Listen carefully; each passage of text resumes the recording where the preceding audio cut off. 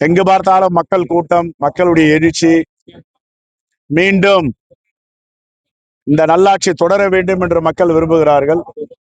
நாங்கள் எல்லாம் சொன்னோம் 200 தொகுதி 210 தொகுதி வெற்றி பெறுவோம் என்று. இப்பொழுது இன்று கள நிலவரம் தென் மாநிலங்கள் சுற்றுப்பயணத்தின் மூலமாக 220 தொகுதிக்கு மேல் வெற்றி பெறுவதற்கு வாய்ப்பு இருக்கிறது. இந்த அம்மா சமுத்திரம் என்பது ஒரு மிகப்பெரிய வசதி படைத்தவர் அதிமுகவில் நிற்கிறார்.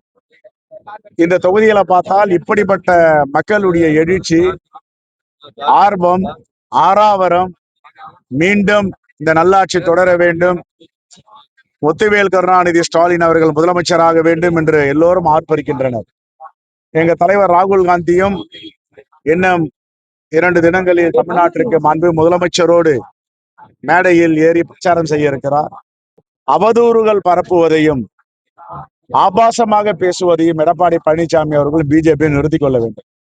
அவருக்கு தோல்வி பயம் வந்து விட்டது.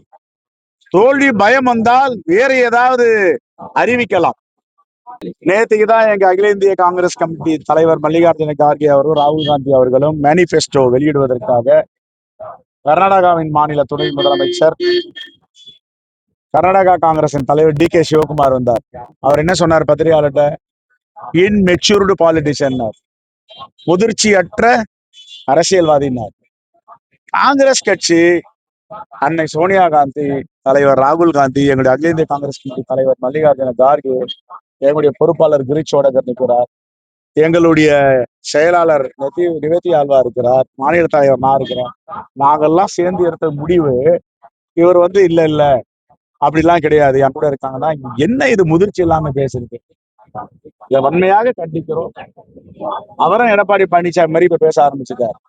அதை வச்சுட்டு காங்கிரஸ்காரெல்லாம் என் கூட இருக்காங்கன்னா 140 ஆண்டு கால வரலாற்று சிறப்பு மிக்க காங்கிரஸ் கட்சி நேற்று காலை முளைத்த காளான் இந்த டிவிக்கு எங்க காங்கிரஸ் கட்சியை பத்தி இப்படி பேசுறது எந்த விதத்தில் நியாயம்?